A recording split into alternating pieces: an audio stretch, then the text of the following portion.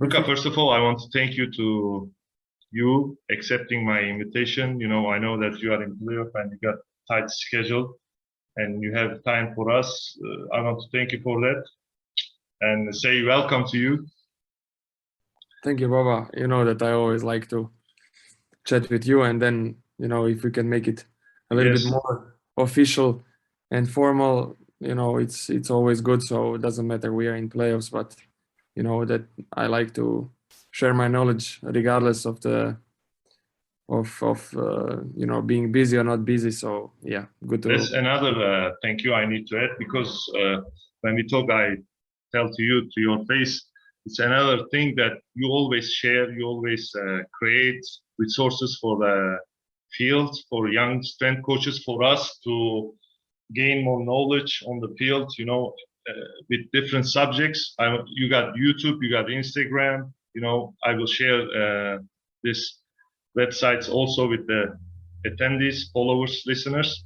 I want to thank you for that also, because you are a strength coach, you are a great strength coach, but you are also a great educator. I want to thank you for that also. Thanks, Baba. It means a lot. I think, not everyone likes to share or, has this desire to share, which is not like, I'm not going to say that other people are selfish, but for me, it came natural. As soon as I graduated, I started to work as a, part professor at the university. So for me, it was very, very natural, and everything what I was exploring with the athletes early in my career, I try to always share with students, So in that sense, it came natural to me. And then, whoever asks for something, if I can help, I'm there. Thank you for that also, Luka. I think it's so important. For me, it's so important. So I divide the strength coaches in, if I need to divide the strength coaches two ways, one of them is like sharing a lot, educator, strength coach. The other one is a little bit, like close to this subject. So you are in that part, educator part. So it means a lot to me. So Luka, I will ask you about your career and also your educational background. Next slide, but I want to ask you first about Bayern Munich. What's your role in that club? Like head of physical performance means like you are helping also the junior teams, like operational wise, or like advising. What's your role on Bayern Munich club? Yeah, well, the title is that one. I kind of oversee the whole physical performance in the club, and obviously we have a great strength coach in our Pro B team. In the second team, Dennis. Everyone who will be interested in Dennis' work, we recorded just recently a great episode of my interviews, so you can find it on YouTube. He's a very knowledgeable guy for many years in the club, and he's highly influenced by Charles Poliquin philosophy, which I admire. So you can find a lot of great things in that interview. And then we also have Rob, who is with the academy, another strength coach, and we kind of, they have their own autonomy to work however they want to work. At this moment, we didn't make like a clear structure how we want to work in the long term. I use this first season always to bond with people, and then later on maybe we can develop certain stuff. And here it's a bit tricky because Bayern Munich professional team is quite separate from the academy. They work at the campus. We work in completely other facility, so it's kind of tough to be in touch all the time with guys from the academy. And even Pro B team goes to campus very often to practice. But we will try to connect three of us even more in that sense. That's basically the vertical observation of Bayern Munich basketball.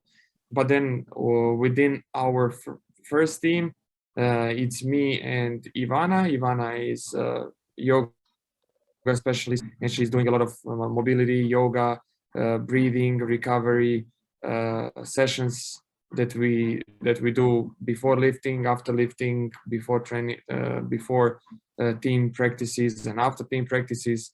And just today we spoke about it before we started this webinar, how this day today, which is day between two games, we used Ivana to go for a walk with the team and do yoga before lunch, and then in the afternoon I'm gonna work with the guys here in the hotel because we have a great weightlifting room.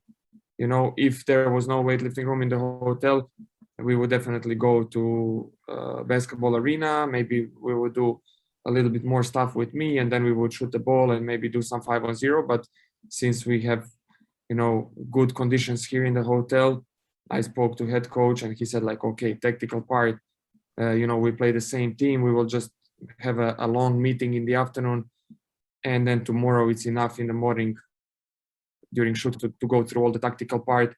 So he said just take care of the guys physically, and that's what we're gonna do. So yeah, it's basically at this moment in the first team only me and Ivana, but I think that the responsibilities are very high. This is one of the main reasons why I came to Bayern Munich, because Coach Trinchieri was pretty straight with what he needs and what he expects from me. So in that sense, you know, I'm taking care of the weekly plans, how we travel, what fly, what we eat on the road, what supplements we take in the facility and on the road, and then finally, you know, everything what comes to like normal strength and conditioning, you know, especially strength work, and then of also rehab after some kind of injuries. You know, this season we had quite many ups and downs, and we had 2 times COVID infection basically to all of the players at different moments. So to bring them back was pretty demanding this season, especially because this last case of COVID was pretty hard on players' lungs and hearts. So some of the players, you know, had pretty big issues in that sense, and we had to work very carefully to bring them back. So yeah, it's very demanding job. It's a lot of responsibility, but it's something that I like, that I really enjoy here in Bayern Munich. And yeah, looking forward to finish this first season, to analyze it well, and hopefully, according to my contract, I will stay for the next season. So I can prepare, analyze a little bit what I can do, what I can add to the team. We will not most probably change team roster significantly. It's just going to be a couple of changes. So in that sense, I'm also happy to continue to work with a great group of guys. And yeah, just use summer to analyze, to prepare for the next season, and to do certain things better. So you're working with the three strength coaches in club, right? So you feel like first year you need observation, right? Like how they operating, how is their approach. I also listened to that not podcast, but the interview with Dennis. Like I learned a lot, like this neurotransmitter and the Charles Perkin approach to the strength, this whole body approach, like every muscle, you know, working together and, you know, helping each other, right? I also learned a lot from this episode. I also recommend audience to listen to that. And also, I want to ask you this yoga specialist, Ivana. It's like first in Europe, or do you know any team, any other team has that yoga specialist in their roster? Maybe first. Yeah, to be honest, I don't know if there is someone, you know, who is specifically with that role in Europe. I think Ivana could be the only one, but yeah, maybe in some of the teams you have a yoga specialist coming in on a special day, for example, first day of the week, or first day after EuroLeague game. There might be, you know, I'm not going to say no, because obviously I don't know they operate in every single club in Europe, and doesn't matter of the level it's all about the mindset and how open head coach is or front office. And in that sense, it might be that someone in what's the name, FIBA Europe Cup team or Champions League team, that in those teams, I don't know every strength coach. Unfortunately, I would like to know, but I can say, okay, EuroLeague and Euro Cup, I know almost everyone. I know many strength coaches in those teams as well, but maybe some of the teams in those have a position like Ivana has. I'm not going to say that we are unique, but it's definitely a rare scenario that is kind of represents also Bayern Munich long-term goals, and they're oriented towards modern type of work, and in that sense, we are very blessed to have sport director who is an amazing guy who has the experience of 6 years being an international scout for an NBA team, Detroit Pistons, and in that 6 years he learned a lot how how to organize a modern basketball team, and that's one of the reasons why Ivana is with us, because Ivana was at first working with the employees of Bayern Munich and delivering yoga a couple of times a week, as far as I know. And then he said, like, okay, now we need you to be with the team, And in that sense, Ivana is also, she has an extensive background in basketball. She used to play basketball. She knows the environment, so she's not just like a typical yoga instructor. She's a girl who is for many years around basketball, professional basketball, and she knows how to be in this environment. She understands the stress, the daily stresses, from playing games, being half injured, traveling, and so on. So in that sense, she's also a big piece of the puzzle when it comes to mental health and mental performance in the team, because she also likes to talk individually to the players, support them, so she's, for me, I see her as a very valuable asset, if we can say, to the team, considering myself as asset as well, Yeah, of course, we are in the field of service, Luka. We are assistants for players, for the coaches. But I want to ask you that extra, because it's different. It's different. I mean, you got a yoga specialist in your staff. I need to ask you, like, in the future, if I need someone in my staff, also, if I'm gonna recommend to my colleagues, I need to ask you that. I need to, how can I tell you? I need to learn from you first, because you experienced first. Then I can make this decision better, I think. That's why I want to ask you extra. We carried a lot with the first part. Luka, let's continue with the second question. But it's good, but I always like more details. So maybe we start wrong foot, but can you tell us about yourself, about your education background for the listeners? Oh yeah, I mean, we can go back and forth, and in the end, it's more like an easy talk here. Yeah, the background is pretty simple. I studied sports science or kinesiology at the University of Zagreb. I did my master's studies. Back then, there was no option of doing bachelor studies. It was a new format of this Bologna system, or Bologna system, whatever the name is. So it was like full-time master studies. I also had the experience of being actually a student in Slovakia and Sweden. So it kind of helped me a little bit also to experience international people, international education.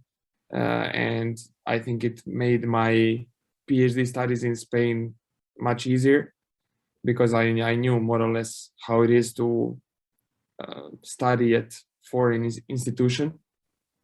So when I was in Vitoria working with Baskonia, I applied for doctoral studies at the University of the Basque Country. and I successfully defended my doctoral thesis on load monitoring and management in elite basketball.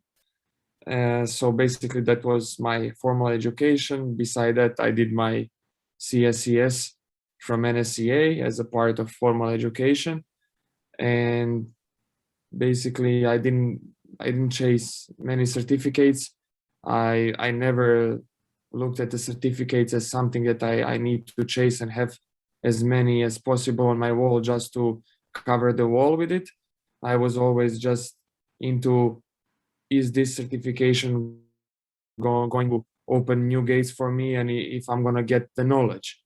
And in that sense, I was really into the FMS early in my career. So I wanted to do the FMS certification. Later on, I was looking for something different, something that could be like a game changer in a sense. So I did my RPR level 1 online certification. So there are just a couple of certifications that I have that I share with your guys now. But I honestly believe if you have like a little bit poor education in your country, or you're not very happy with your bachelor or master program of sports science or physical education or whatever you're studying, then you can maybe go a little bit deeper into certifications from Exos, from Mike Boyle. If you're in basketball now, there is a great program from Dr. Ramsey Nigem, that is very focused on basketball. And I think those are just a few that you can apply for today.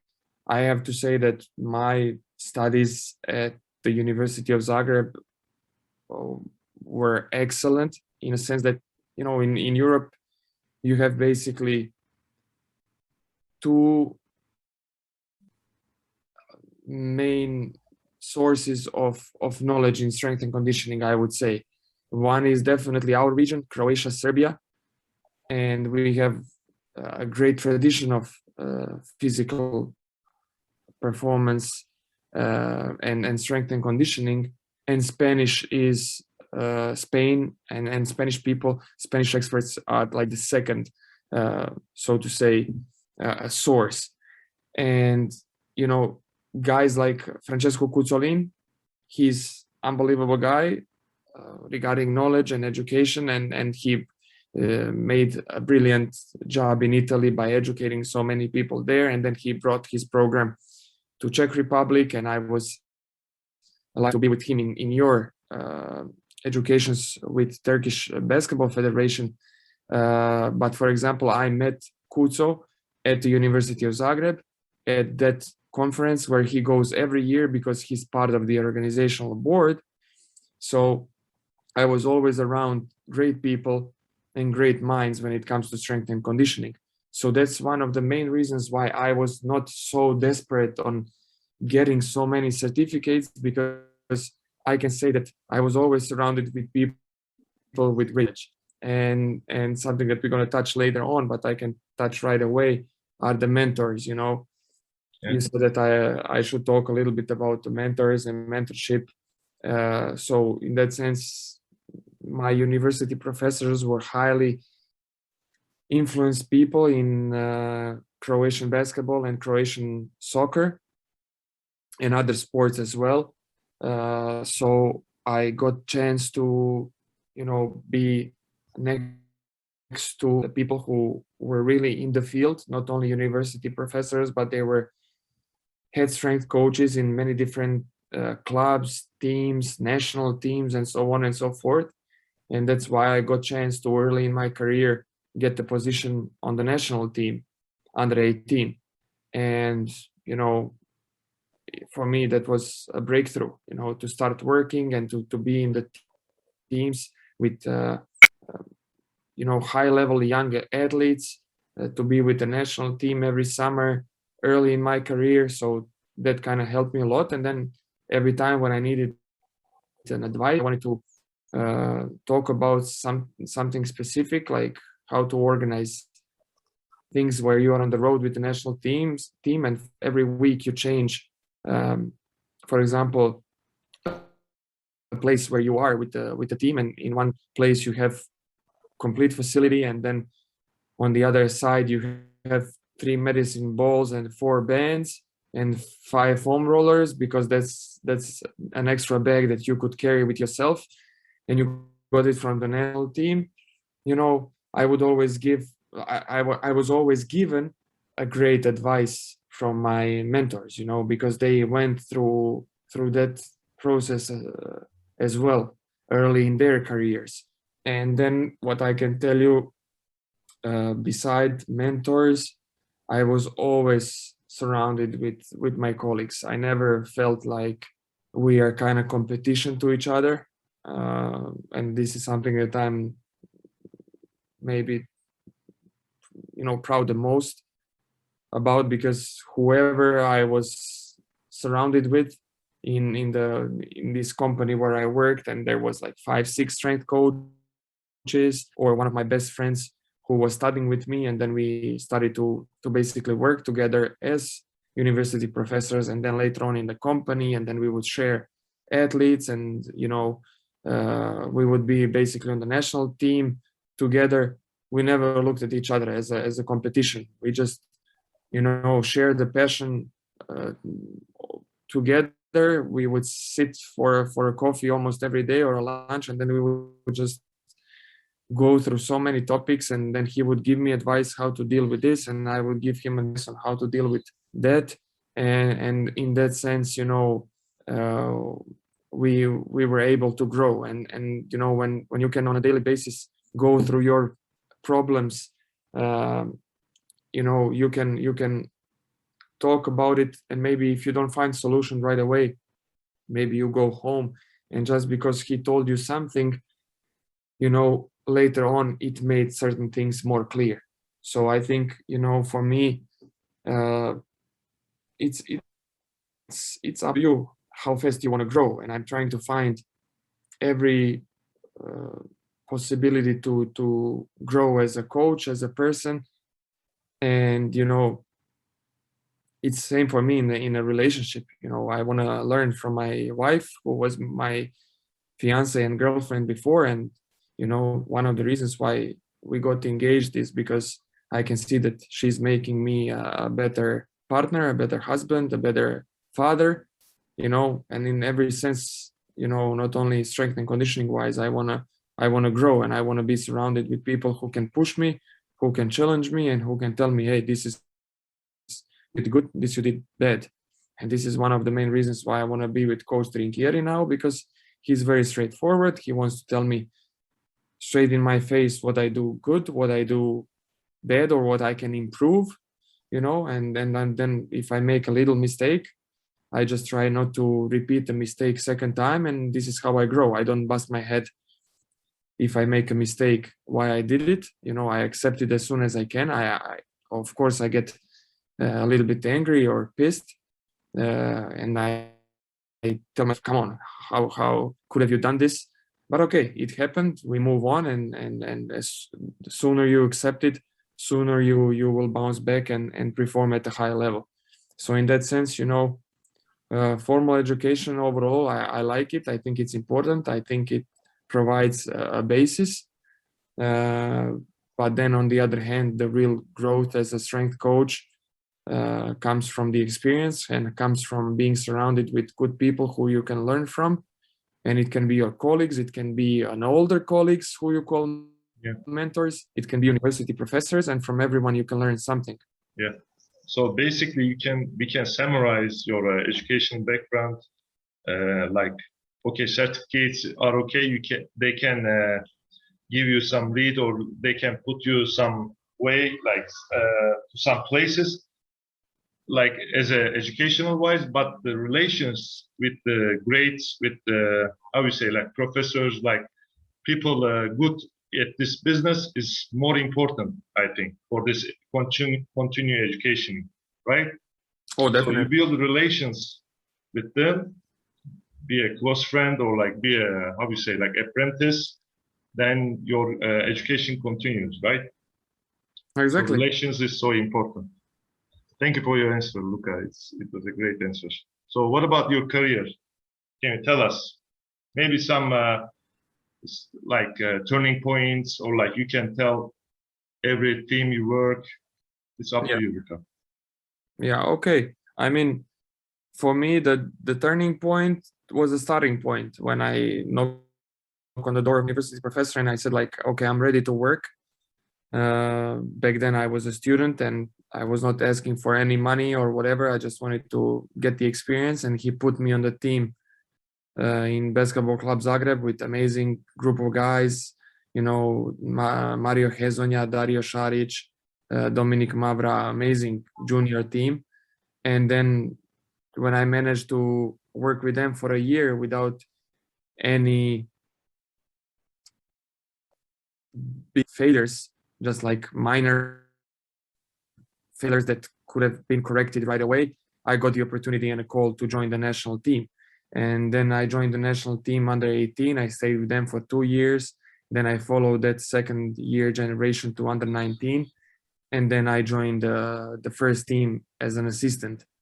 And meanwhile, during a year, I would work with different athletes in this company in Zagreb, and mainly basketball athletes. But then since, you know, not many basketball players ask for separate work away from their, I got the experience to work with football players, with tennis players, but my, you know, main desire was always, you know, work with basketball players, wait for the national team in summertime, and then if the right opportunity comes where I can grow as a strength coach and I can work in another club, basketball club, I would accept it. And this is how basically the offer from Tur Telekom came.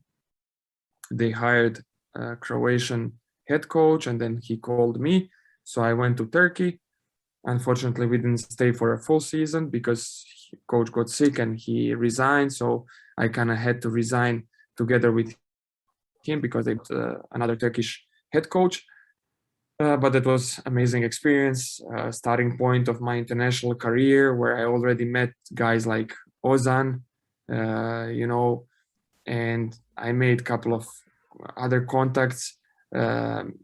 Ozer was also there, who was working together with me, you know, and then later on he stayed as a head strength coach. So I really had great experience there. Then I went back to Croatia after that experience, continued to work university and with the athletes individually, being with the national team during summertime. And then offer from Baskonia came, and this was definitely a step forward, big step forward. And I could say like maybe it's a second turning point because it was a big step. You know, it was you know, stepping on a highest level scene in Europe, and what I was hoping for. You know, at that point I didn't talk much about the conditions of the contract. I just said like, this is the opportunity to prove myself.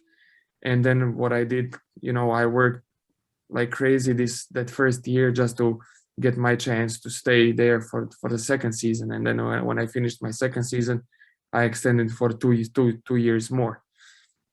And then after 4 years, kind of we decided to separate ways in good terms. I mean, I'm still in very good relationship with all the people in the club, but I kind of needed new challenges. And my wife was pregnant at that point, so we kind of also decided that she will move to Zagreb to give birth, because she was also working in Spain. She was not only following me, she had really demanding job, but then Corona hit.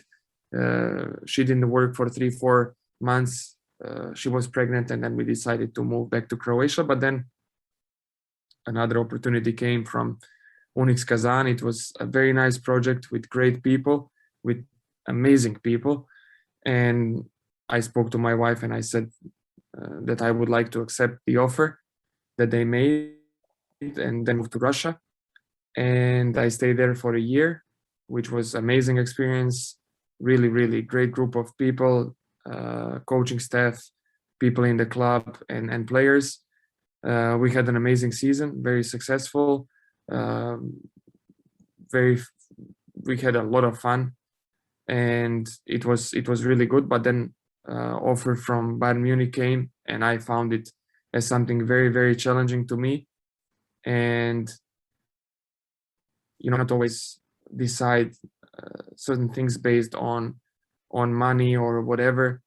But definitely for me, two most important things were a new challenge to work in a club that has very clear goals about future in elite European basketball, and second of all, it was closer to its European Union country, much easier for my wife to move, to travel. It's just 550 kilometers from Zagreb, and also for the kid, it's much easier to organize something if he needs regarding health and insurance. So in that sense, it was kind of like mutual agreement because of my desires and also needs of my family.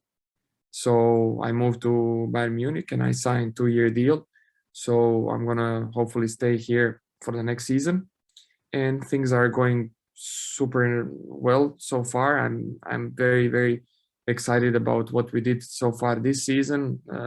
Very excited about the semi-final round and hopefully final round in German league, and then, as I said before, just to analyze what we did this season and what we could improve as a coaching staff and what I can do personally to improve and to deliver more to the athletes. And yeah, this is basically my career so far.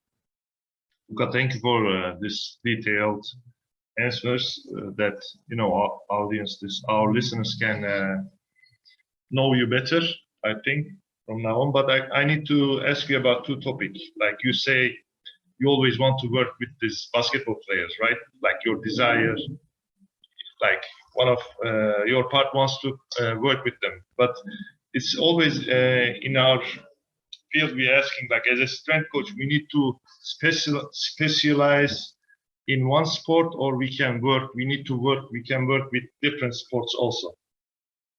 Like what you think is optimal? We need to see how they work. We need to feel that environment. We need to, you understand, adapt that environment. Also, it can, of course, it can give us a lot of things, but in other way, we need to specialize in one sport so that we can be more master of it. What do you think about this topic? No, definitely. There is a lot of advantages of being involved in the work with other team sport athletes or other athletes. I used to work with a deaf skier, Russian tennis players, female tennis players, female volleyball players. So I think it can expand your social skills, communication skills, which are important in our business. And then on the other hand, every sport has a unique mechanical stress to athlete's body. So, if with the basketball player, shoulder injuries are not like so common. But when you work with a volleyball player who is how is it called? Like the not the blocker, but the one who like striker or a spiker. I don't know. Anyway, I don't know either. The position, if when they and they hit the ball as hard as they can, their shoulders demand, such as same as tennis players, they demand very specific approach and care of the shoulder, especially the shooting shoulder or the shoulder of the arm where you hold the racket. And this season I met an unbelievable basketball player on our team who has an old injury of the shoulder. So all the experience experience that I bring from those sports can definitely expand my approach. And even though he has the experience with rehab, with his own exercises, maybe something new that I can bring to the table from the experience in those sports that push me to explore more and be more detailed about the shoulder, you know, kind of helps me probably to deliver more to this specific athlete. So in that sense, you know, this female skier, I remember she had big problems with patellar tendon. So it's very common in basketball as well with the young players, but you know, the experience that I had with her definitely helped me also to provide something to younger basketball players. So in that sense, I think you can gain a lot. For me, I think the threshold is important. If you go that deep into various sports, that you kind of lose the majority of your work with your main sport, then it can become a little problematic, so to speak. So if you have, for example, 10 clients individually, because you don't have a job as a strength coach on a basketball team, I think 5, 6 of them should be basketball players, because they keep you there in basketball focus. And then 3, 4 can always be of various sports. Not only you can earn a little bit more money, or because there is not so many basketball players on the team, it's also to expand your knowledge and to refresh also your mind, to push yourself out of your comfort zone, to think a little bit out of the box. And in that sense, it can be definitely more useful than, you know, I don't see any disadvantages. As long as you keep the balance of basketball ratio to other sports, you know, that it's more towards basketball, you're good, you know. Yeah, it can create opportunities to grow, right? Like different background, different mechanical stuff, different bodies. I understand what you mean. Second topic, Luka, you can say yes or no. Okay, we can go quickly. Before you decide anything, you always ask to your wife, right? Yes. Okay. We can move on now. Okay. Like this topic is one of my favorite one, because after I read Robert Greene Mastery, maybe you read it also, Luka. Yes, I have it. I haven't read it, but I have it. I bought it like a month ago. Yes, let's start with what you think about this master and apprentice way. You already answered 70-80% of this question with your education background and career.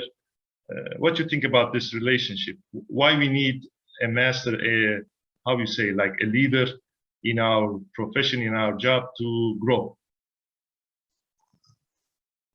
I think you need them because it's tough to come up with so many questions in your head when you think alone, when there is no input, you know. And if you don't have a mentor, you know, or a master that you follow physically there with you, like, you cannot find anyone. Now today it's very easy. There are still many guys that I have no contact with, but then I consider them as my mentors, because they provoke, you know, my thought process. And it's not that you just play some videos of those guys and you think like, okay, you just watch and observe and then you write something down and that's it. No. You finish watching a video of, I don't know, Mike Boyle, you know, whole day you can be thinking of what he said, and it can be one Instagram post.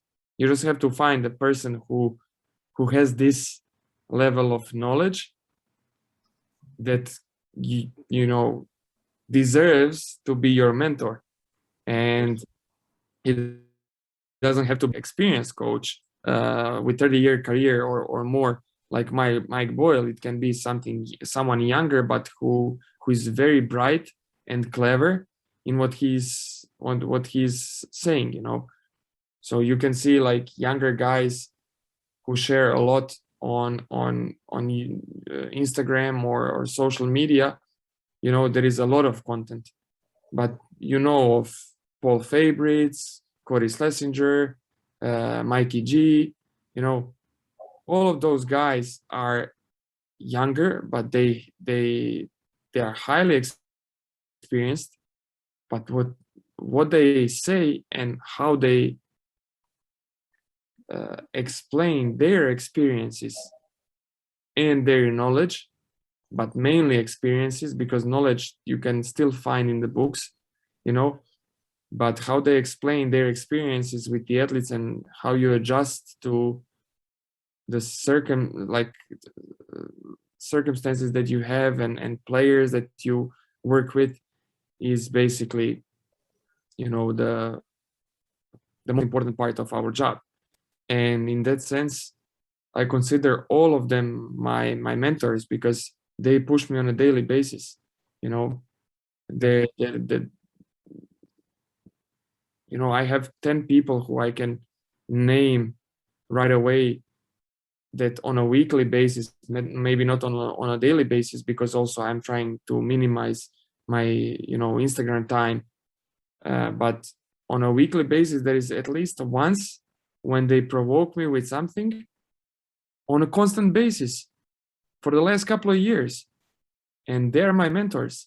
Doesn't matter if I know them, if I don't know them, if we are in touch or we are not in touch, or if we, you know, we go very often to drink coffee. Everyone who can push me in my, you know, in my thought processes and in, you know, my moments of, you know, just thinking of different things, whoever pushes me, I can call him a mentor, you know. And yeah, I understand. in the sense, you know, my wife is also a student of kinesiology, you know, so she understands, you know, and our job, our field. I mean, she also graduated same strength and conditioning program, and then, you know, and she's very skilled in these soft skills, you know. Yeah, that was the next question I will ask to you. Sorry for the interrupt, Luka, but mentors, Yeah. I think, for my experience, in the beginning of our career, they help about these soft skills more, right? Because we are struggling on that part more, like relations, communication with the coaches, communication with the players. What do you think about that? This soft skill, like how are you gonna ask anything to players, anything to coach? How are you gonna communicate with the coach? What's the best way? How are you gonna understand coach behaviors? Like how are you gonna analyze what he wants from you? Am I right? Yeah, I mean, that's basically everything. And if you are open to use your mentors for that, then you're on a good path. You know, I think, like, I was always interested in the self-help, self-growth books, you know, and basically in my last couple of years, since I felt like I cannot really talk to some people as much as I did before in Croatia about these soft skills, I continued to educate myself in a programs of entrepreneurship, like which has nothing to do with sports environment. But for example, one of my mentors that he doesn't know that he is one of them is definitely Patrick Bet-David. Patrick Bet-David is a guy who was refugee from Iran to US when he was young. He was, involved in, nothing special. During his growth, he went to military, then he opened a little company. He was in debt. He was not doing anything crazy. And then he started to grow his businesses, and he realized that, with hard work, with good work ethic, with good soft skills, you can reach far. And then he made his company. He saw that, selling memberships in a fitness club, that was his part-time job, helped him a lot to develop this interpersonal and social skills to grow his business that has nothing to do with fitness or whatever. And then he started to share his content on YouTube, on his channel called Valuetainment. And now it expanded, like last 5 years, his company grew amazingly. Maybe you know him because he did one of the best interviews with Kobe Bryant.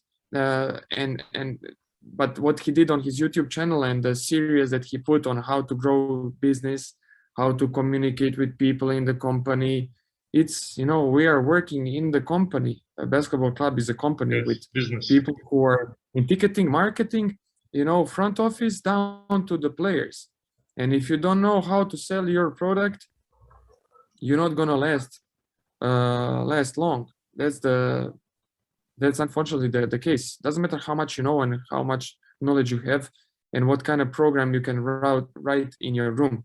It's yes. how you deliver that program to your athlete, how you create buy-in, how you show that you care, how you show that every little progress that they make is your happiness. Yes. Let me just close the door because someone is playing music like crazy from the car. Okay. Okay. So in that sense, I think having people who will help you with those kind of skills is crucial. And then if you don't have a strength coach who will observe you and tell you, hey, you have to smile a little bit more when you come to the gym, or you have to raise your voice sometimes when you're doing a warm-up, and sometimes early in the warm-up you have to close one eye and not to see those 2-3 players who are kind of so important, dragging themselves. You cannot go and attack them right away and you say, come on, I said 3 minutes ago that we start the warm-up. yes. Be professional, because you never know why they came a little bit Yeah. without desire to perform that part of the practice. But then on the other hand, I always say, I'm very happy that we take the responsibility of that first part, that it's the toughest part of the practice. Yeah. You need to really engage. Ugliest part, right? Ugliest part. But if you look at your frustration, then you will be frustrated. If you look at your daily challenge, and to challenge yourself that regardless of how they come, yes, you have to smile. And then on the other hand, we tend to always be negative as human beings, where you have 15 players in front of you and 2 players are kind of lazy, and you focus on those 2, and then they completely shift your emotions, your mood. It's so important. And you don't focus on those, and you don't focus, unfortunately, very on those 13 who are like soldiers, working well. Yes. So if it's all about how we look at the team and how we look at the situation and how we look, and if we give ourselves if we talk about the warm-up, if we give them at least 2-3 minutes to see if they will change, because maybe in 2-3 minutes they will completely change the way how they perform different exercises. So yes. Just give yourself a little time, and then if you don't have to ask what's wrong, because the warm-up already started and you have to move the whole team.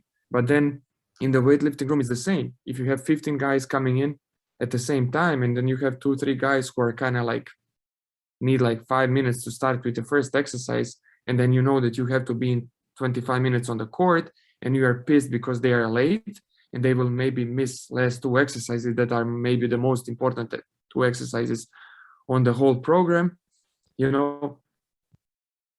you can attack them immediately as a young coach.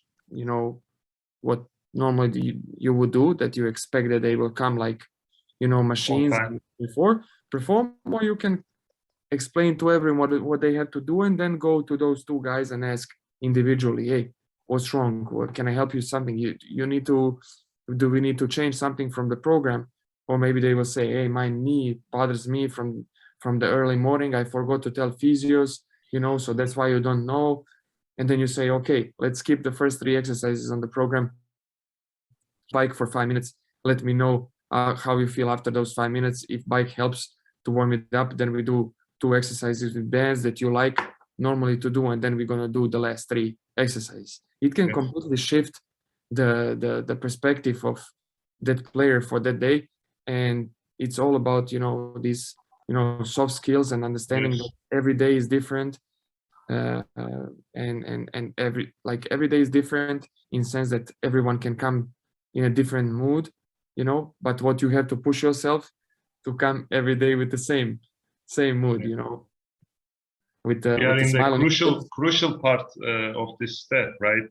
Strength coach needs to be like strong on that way, like this soft skill. He needs to be energetic, because like they always say, like how you start, how you end. Like we starting the warm up, we starting the practice. If we have like low energy, the practice gonna affect, of course. Like, so we need to be aware of that. Second question, Luka, you already answered, so I'm gonna skip.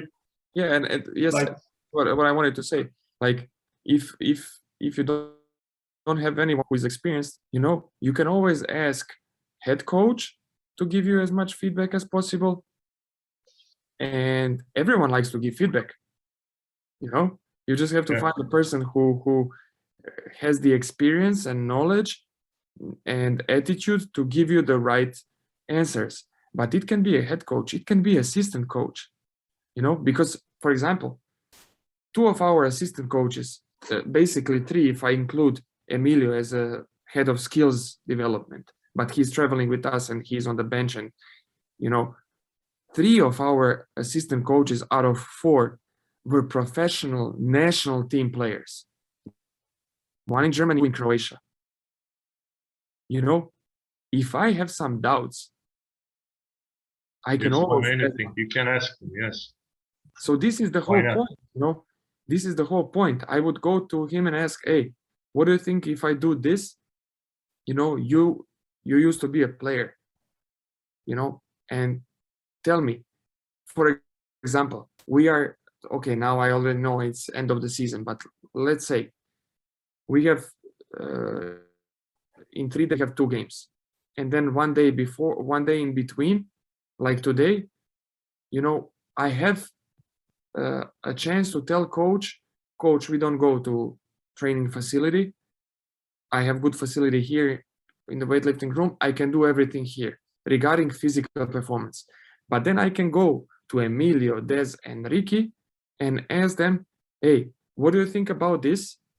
Do you think that in order to stay in like shooting, shape or whatever, do you really think that it's needed that we go even today to facility and shoot a ball, or you think it's better not to see facility and just shoot in the morning and shoot before the game? Yes. So in that sense, if I look at my job, physical performance, oh no, we stay, I make decision, and that's it. It's not the right way. We know it. I'm part of the team, and I'm a part of the coaching staff. So if I can put them on the board to make the best possible, I will definitely consult them. And then in that sense, after I get experience of 3-4 years being around experienced ex-players, I can consider them also as my mentors, because they taught me what is the mindset of the player. So it's like, if the student's ready, teachers can be a peer, right? Yeah. So students needs to be ready. So any other suggestions to young strength coaches you want to add about this mentorship? Like they can, I remember like in the mastery Robert Greene book, some part they say like you can have a book to mentor you, like but really good book. What do you think about that? A book can mentor you, or Well, it's a fairy tale? I think book can mentor you in a sense more like, What about your book? Let's yeah, say, Luka. I cannot say, well, I really like the concept of the book, and I think it shares a lot. The whole focus of the book was to share as much as possible the experience and the practical stuff. So I think, yeah, I mean, in that sense, yeah, I think book can help a lot. But I think it's more like a reminder. Books are there as a reminder what you have to do, and what you like, you stick to your principles, you know.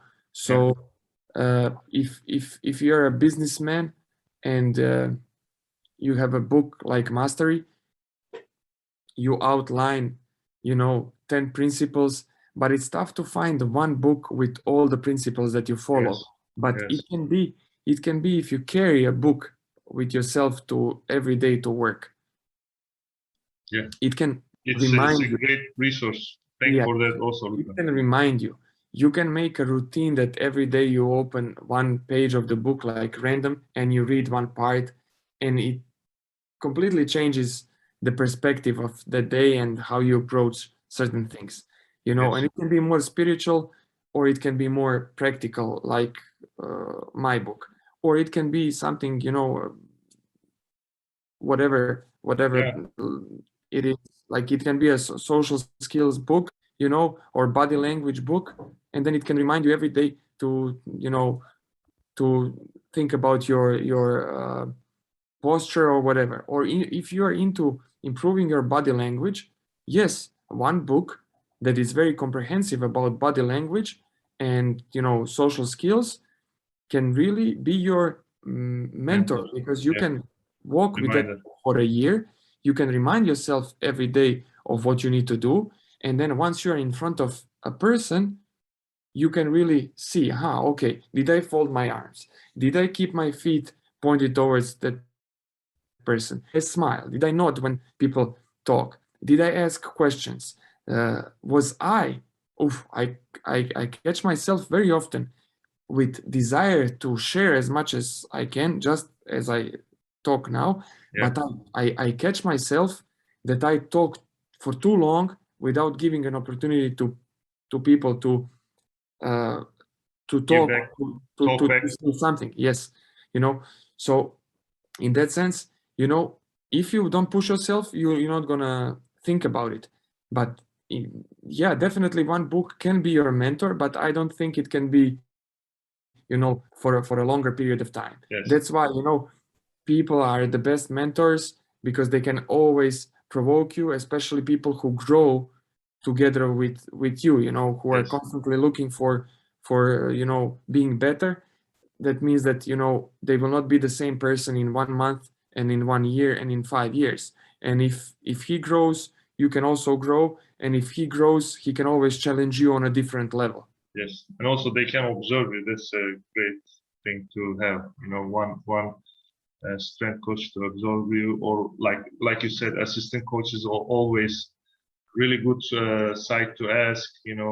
To give their opinion. Thank you for your answers, Luka.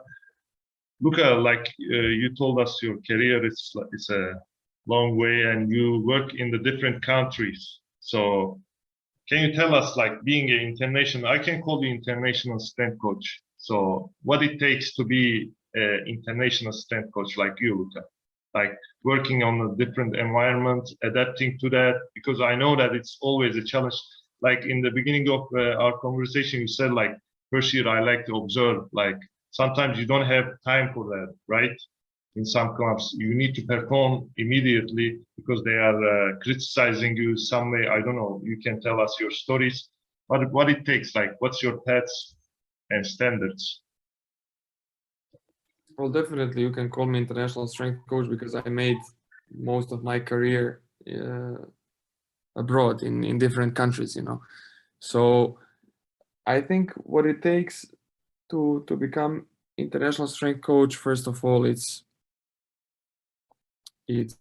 your desire to leave your home country and courage to leave, especially if you're a social guy, and I'm one of them. To leave your friends, family, and then be okay seeing them only in summer, and sometimes if they want to travel to visit you, because it's impossible for you to visit them during the season, during 10 months period. So I think this is what it takes.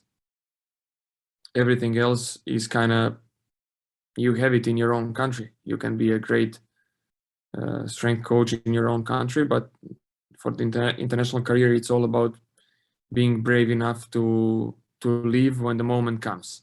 I think nowadays it's not so hard to leave your country for an international job, because international head coaches are being hired all the time, from Turkish coaches to, you name it. We are playing Bonn that has coach from Finland. If you ask me, I didn't know that before that there is a Finnish coach in German league. I would expect German coaches and maybe a couple of Spanish guys, maybe a couple of Serb, Croatian guys, in German league, maybe a couple of Italian guys, and that's it, But you have diversity. You have guy from Argentina, you have guy from Finland, so Spain, I think, and some other nationalities, Israel, I think guy from Bamberg and so on. So, it's very diverse population of head coaches, and same thing goes with the strength coaches. And I think nowadays it's easier than ever to make your career international, and you just have to be ready when the opportunity comes, and then when the opportunity comes, you have to be ready to say yes right away. You cannot debate a lot, and this is what happened to me when I signed with Baskonia. I said right away yes, without even asking my girlfriend, but then I was hoping that we can do something about it, and I was lucky enough that she said yes as well. So just, this is the hardest part, to leave your own country, and for me, I get much more satisfaction, and I think I'm better for everyone around me, and better for my friends and family, when I'm happy about what I'm doing.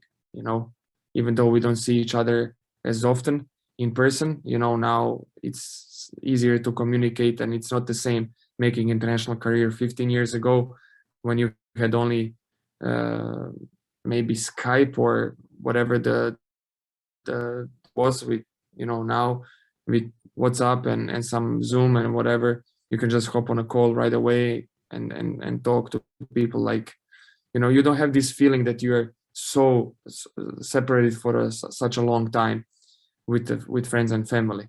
And then if they can come and visit you, that's perfect. That's one of the also reasons why I like Munich, because me and my wife, we have friends visiting almost, every 7 to 10 days. There is someone coming from, not only from Croatia, but from Europe, from Spain, from other countries.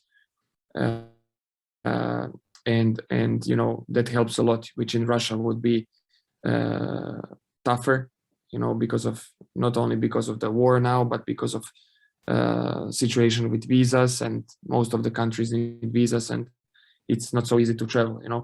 So I think this is the starting point, your desire and your courage.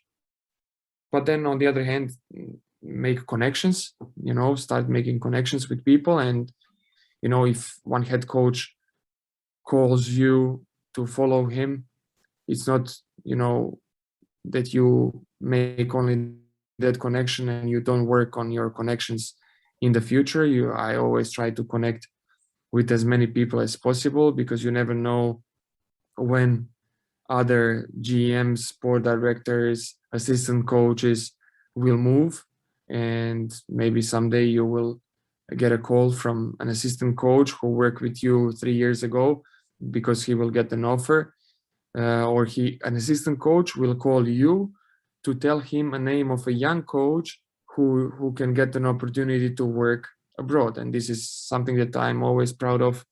If when the summer times, if someone calls me and tells me, hey, Luka, give me a couple of names of younger coaches who are willing to experience international career in this club, and this is the one of the parts of the season or a year where I enjoy the most, where I can push a couple of names and put names of other young coaches on the market.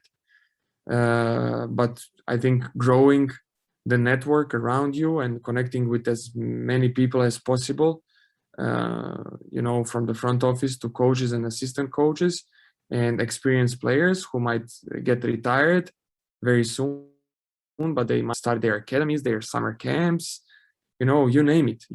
The Yes. possibilities are endless. Just connect yourself with as many people as possible, and then the more you grow your network, the more opportunities might appear. Yes, definitely, Luka. But for connection, you need to know the language first.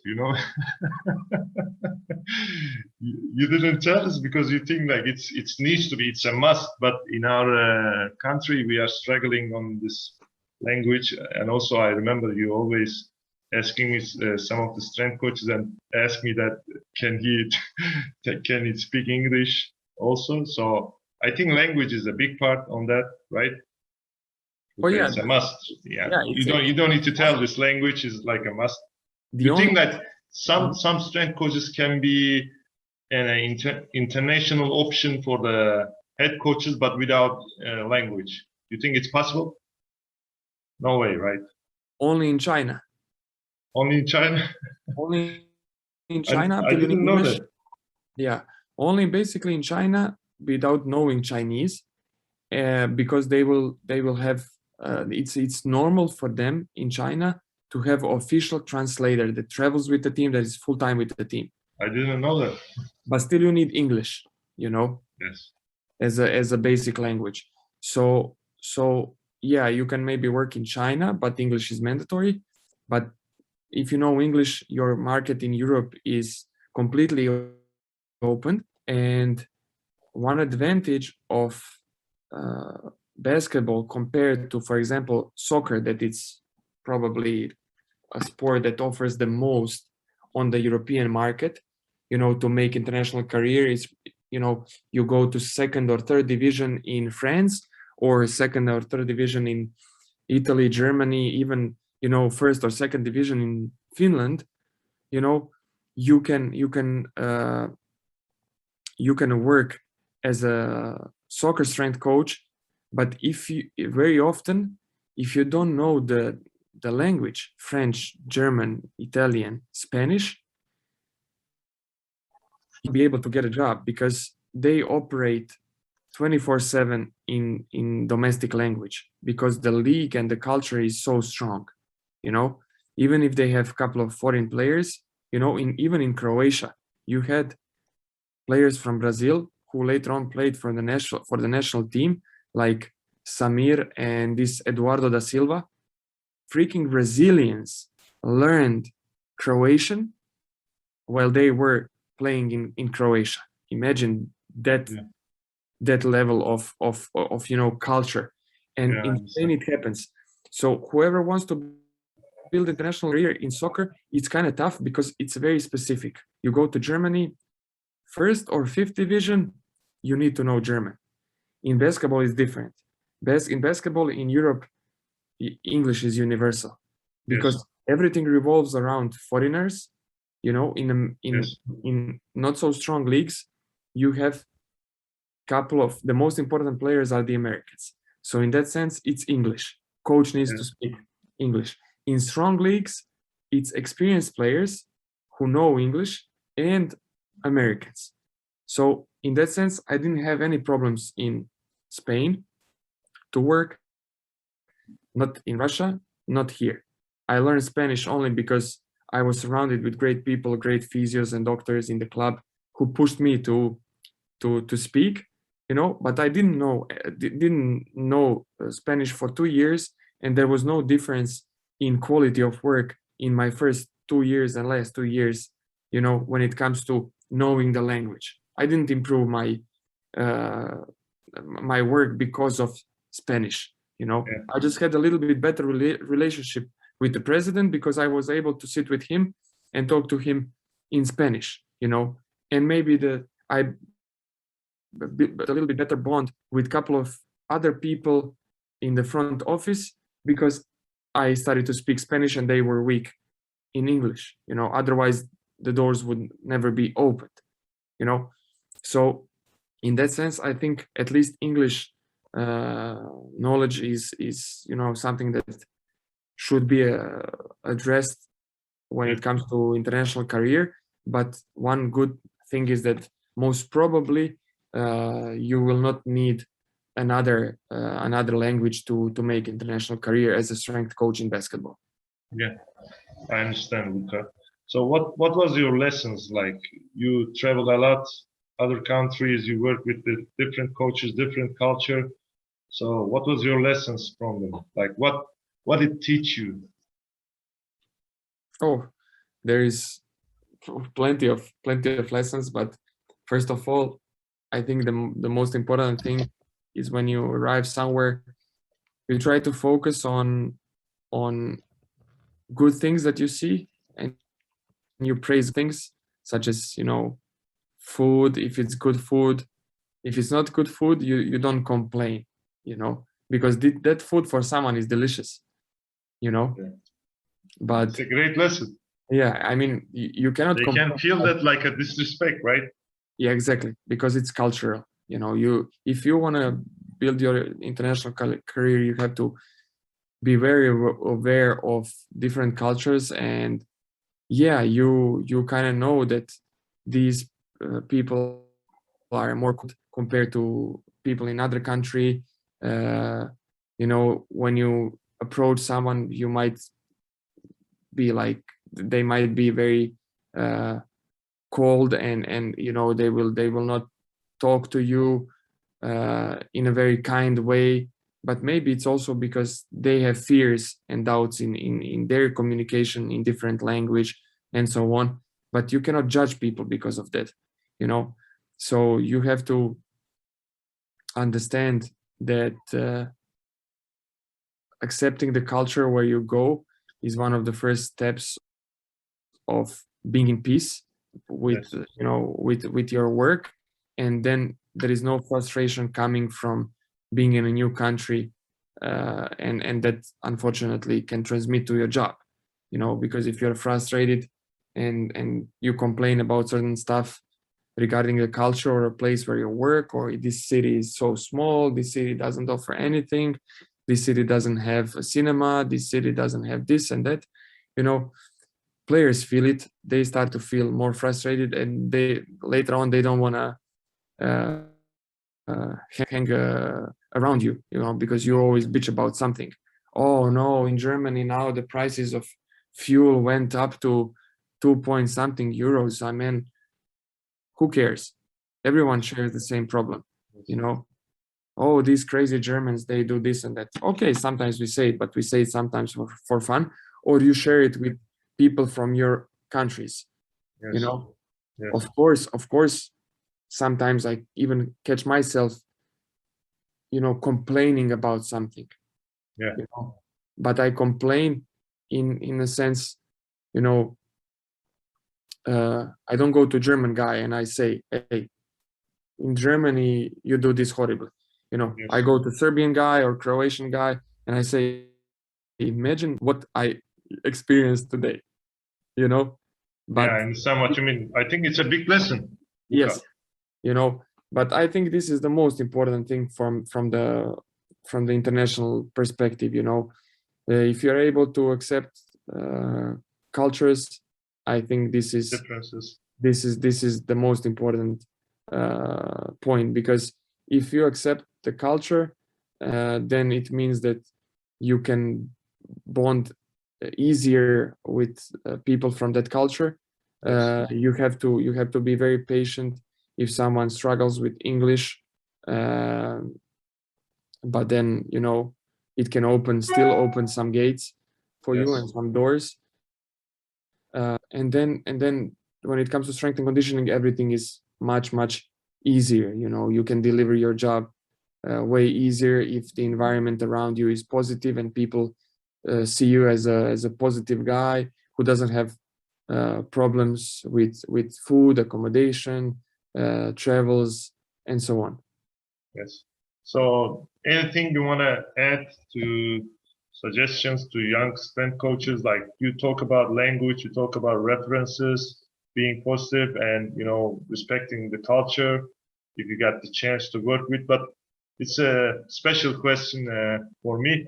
Like I always curious about like, do they, this EuroLeague coaches demand like load monitoring, let's say load monitoring from you, like detailed, like objective, subjective data. Like, can you tell us more about this stuff also? Let's say load monitoring is subject, it can be anything. Because I know that, in Turkey, like in different countries, they don't know about load monitoring anyway.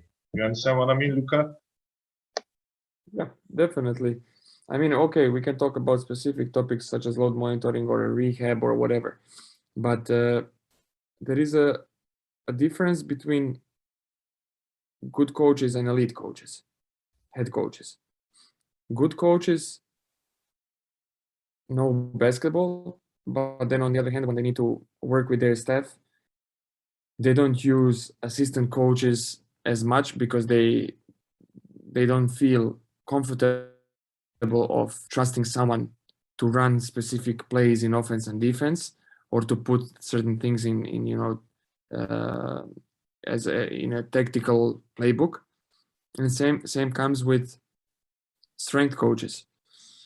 If you have a good strength coach who can really deliver, who knows what he's saying, but then you limit him because your own doubts, you can be a good coach, but you will never be elite, And in that sense, elite coaches, in order to let's go back to good coaches. In order to deliver your work to good coaches, it's sometimes way tougher than talking to elite coaches, because good coach you have to convince,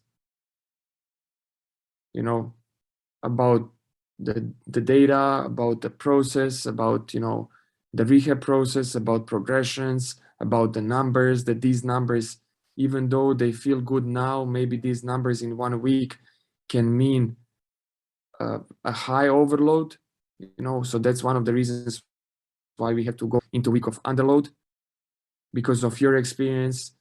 1.3 for the last 3 weeks of acute chronic ratio means that now is the week where we have to drop with the loads, because if we go another week with 1.2, 3, or 4 on the acute chronic workload ratio, it might be that we will, explode, because you can also, from the talks with the players, you can see that already a couple of players have tight hamstrings, knee pain, low back pain, they sleep not so well. So you can see that they are kind of like overreaching, plus the numbers. But then when it comes to elite coaches, they don't ask you much because you are there. And that's why I love to work with Andrea now. He said, like, you don't have to explain me too much why you did something, because I brought you here to make the call and stand behind, your I understand. your decision.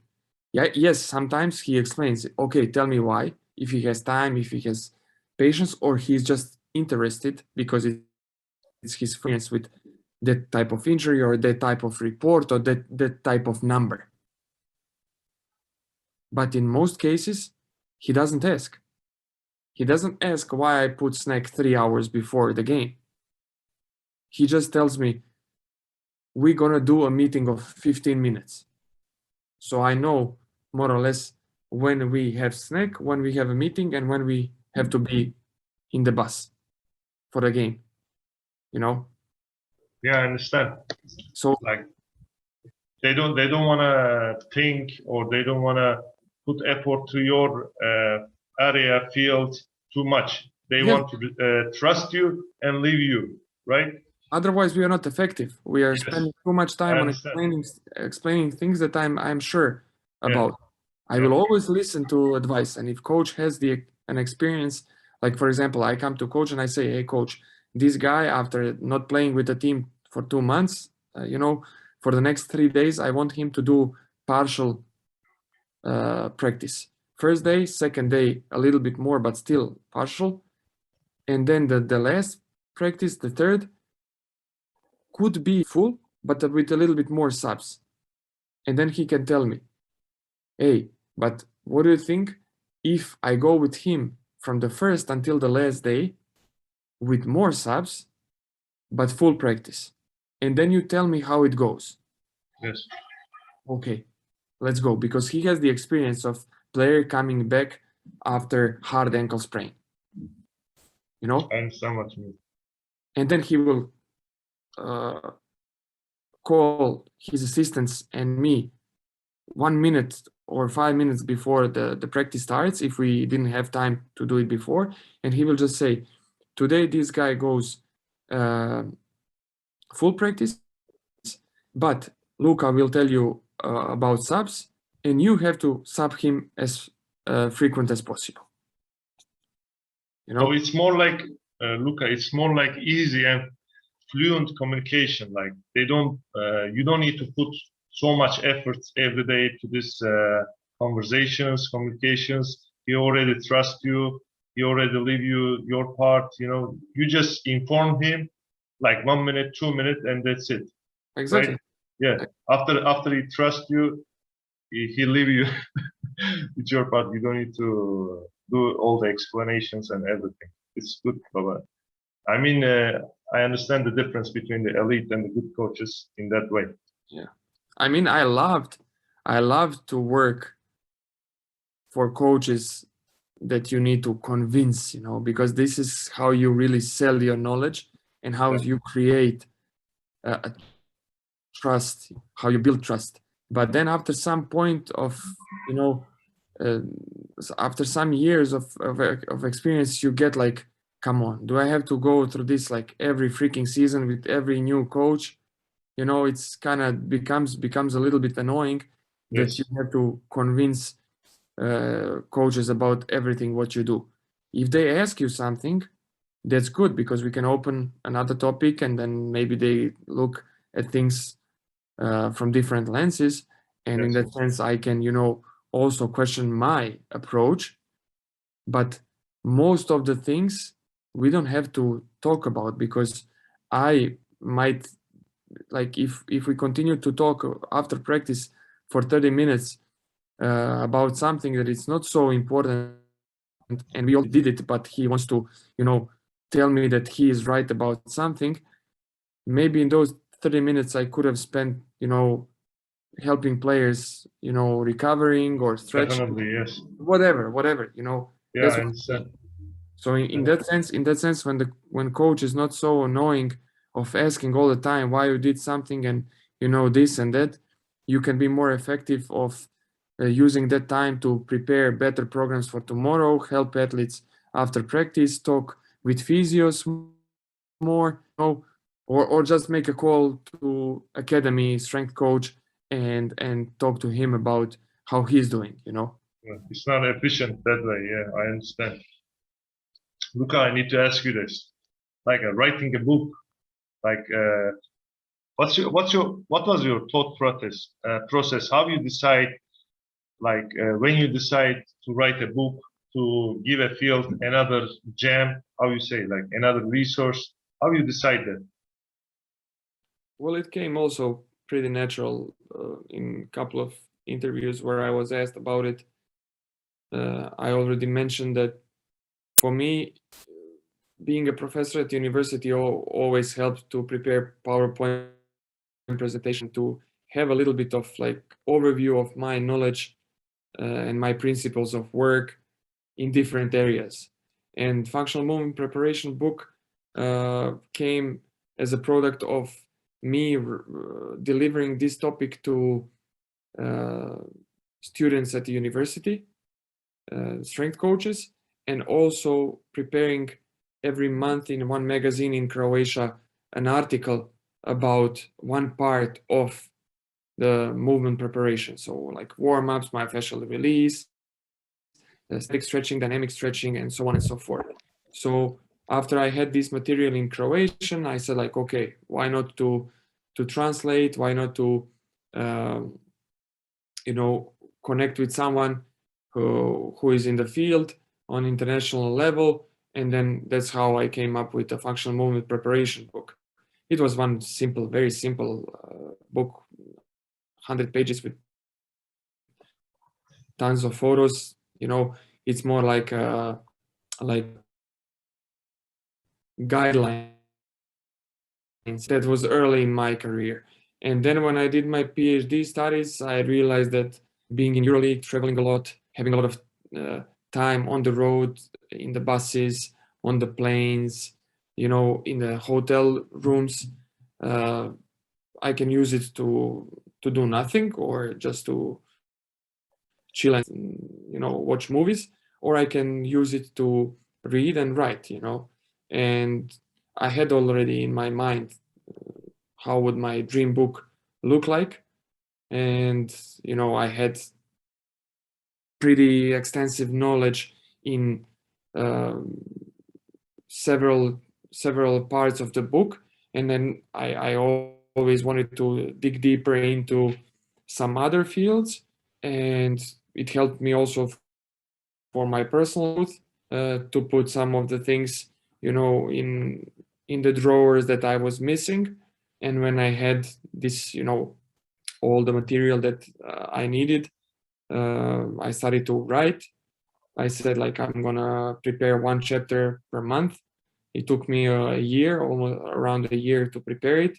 Meanwhile, I was organizing designers to make the cover, to make photos with the athletes, and so on and so forth. And it came like natural to me. Like, it's not something that I planned for many years. It just came at the right moment. After finishing my PhD, I wanted to stay in with a nice project, and book was definitely a project that I enjoyed a lot. And the feedback from people in the field after I made the first edition was really nice, very warm and friendly, and everyone was very supportive. So I immediately jumped into improving certain things in the book and adding 50 new pages, especially related to rehab, because that's something that I didn't touch in the first book.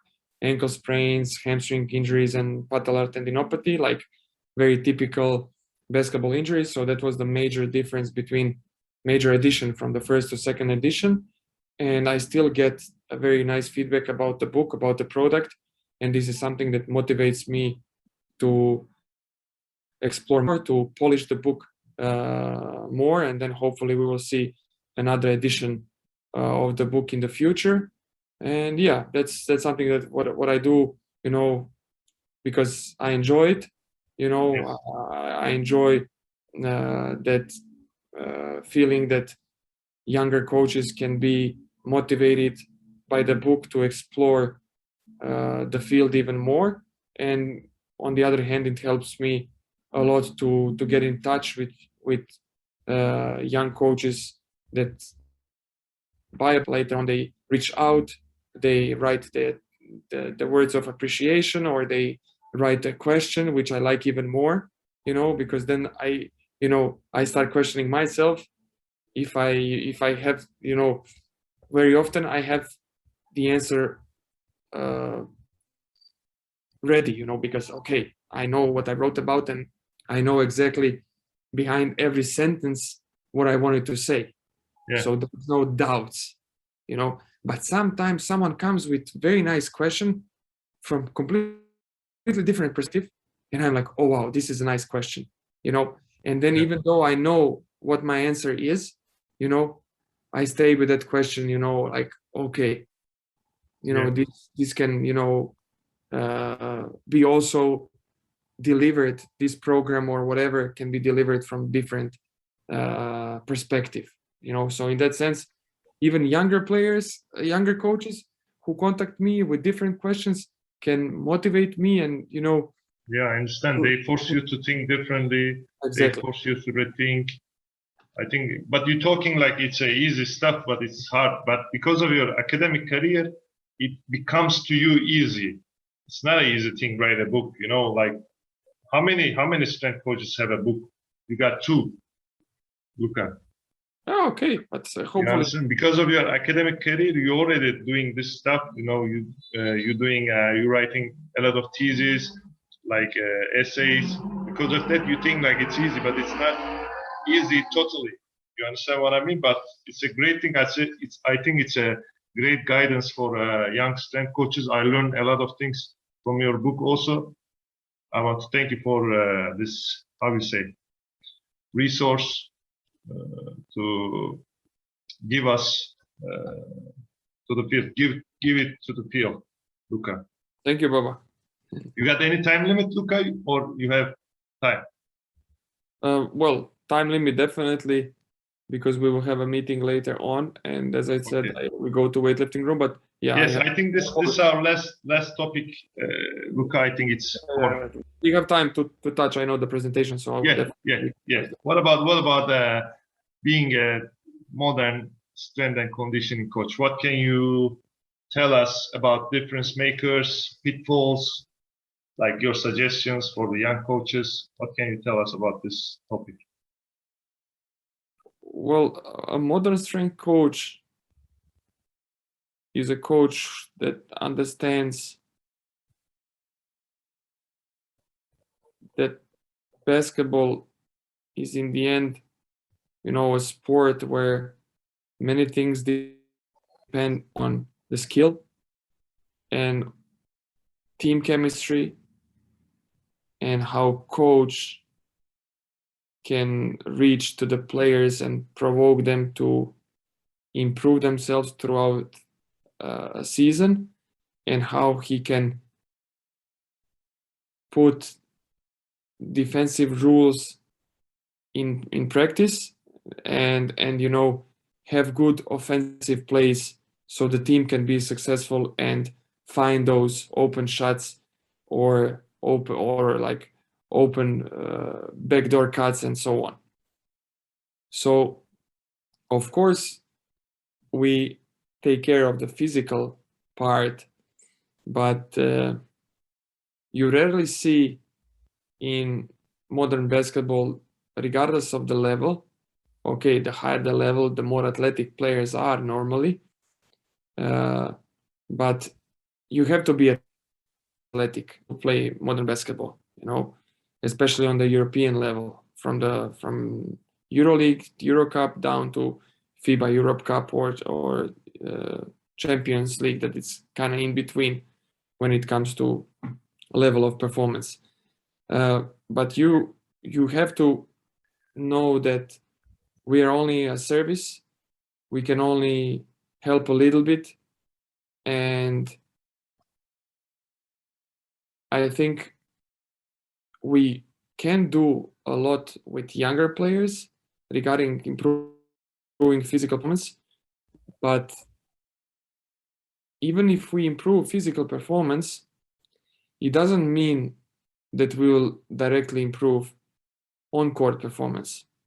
And this is basically the biggest pitfall that young coaches might think, that there is a big correlation between improving a lateral bound with vertical jump or endurance on endurance test, you know, with what is happening on the court.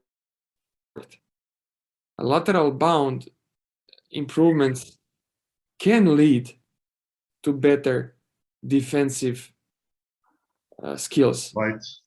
But if you don't have a good development in that sense from skills coach, from assistant coaches, and that player doesn't push himself to anticipate better what is happening on defense, he will always be late.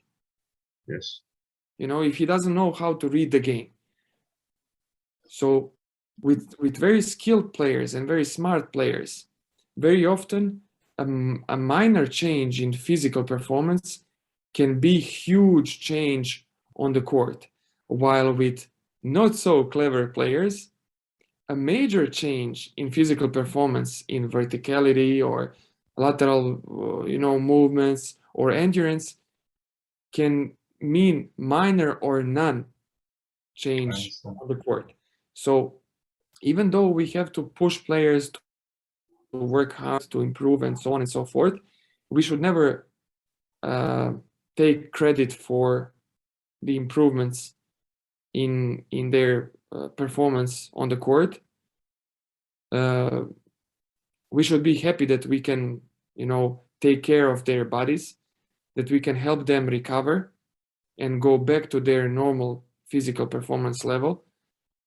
And just, I think the modern strength coach is a coach who understands that our job is not only about numbers, lifting 310 or 5x5. It's a lot about communicating with players in a kind way, supporting them in everything what they do, being there for them when they experience tough moments, physically and basketball wise. Of course, we're not going to talk to them about how they should shoot if they are in a shooting slump, but definitely we can tell them, hey, it's just a period. Try to talk to assistant coaches. Maybe they can help you with your shooting routine. But yourself. I mean, 1 month ago you were shooting well, so that if you had your shot 1 month ago, there is no doubt that it can be again back there in 1 week. You are a great shooter. You just have to push yourself to find the solution to your issue. Is it mental issue? Is it physical issue? Is it physical issue? I can help you. But if you think that you need more repetitions or whatever, talk to assistant coaches. And if you have this kind of mentality, as a strength coach, I think you can contribute to the team a lot. If you close yourself to how much they should run or how much they should lift, then maybe you will not be able to contribute as much as you would like to. But if you see yourself as a modern coach who has good communication skills, who is always there to support, who players can always count on when they feel bad, for example, for whatever the reason, and they want to hit weightlifting room to lift a little bit or to run, or they ask you to rebound the ball, you cannot go and say, hey, I'm not going to rebound the ball, because that's not my job. Yes, I understand. Whatever the team needs, whatever the player needs. Exactly. And if sometimes it means that you need to get on your knees and clean the floor because there is no one else who can clean it, you do it. So also, no ego, right? No ego, but that's a pitfall, I think, being a high ego coach. Yeah, that's for every coach. Modern coach just has to accept that the communication is so important. You cannot take credit for the successes of the team. You can just enjoy. You can be grateful for being on the team and just enjoy how you can observe every game from the first row. And this is what modern coaches are all about. And I think modern coaches are there being modern because their egos are very low. They know that they are just service, and all of the old school coaches are still there, but modern head coach don't want to have them on their coaching staff because they call them butchers, they call them old school, they think only about themselves, they only think how they will work hard I can always work hard, there is no doubt. Yeah. But what is the point of working hard and then going on the court and performing super bad for the tactical part of the practice, where, you know, when this is the most important part of players development and team development? You don't develop your team to play better in the weightlifting room. You develop it on the court, while you do tactical part where you build cohesion on how to share the ball and how to communicate on defense. Yeah.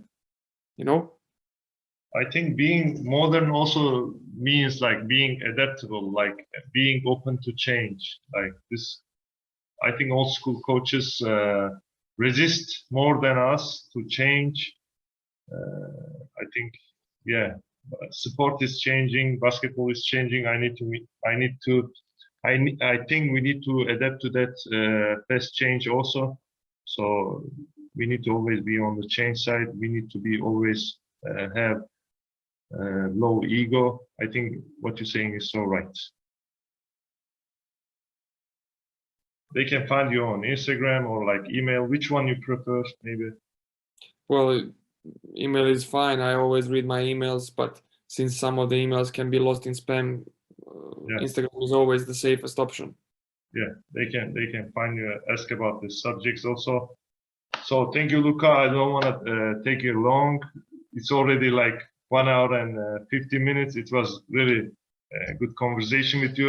Detailed answer, really good answers. I know that it's so tiring to speak nonstop. I want to thank you for all this.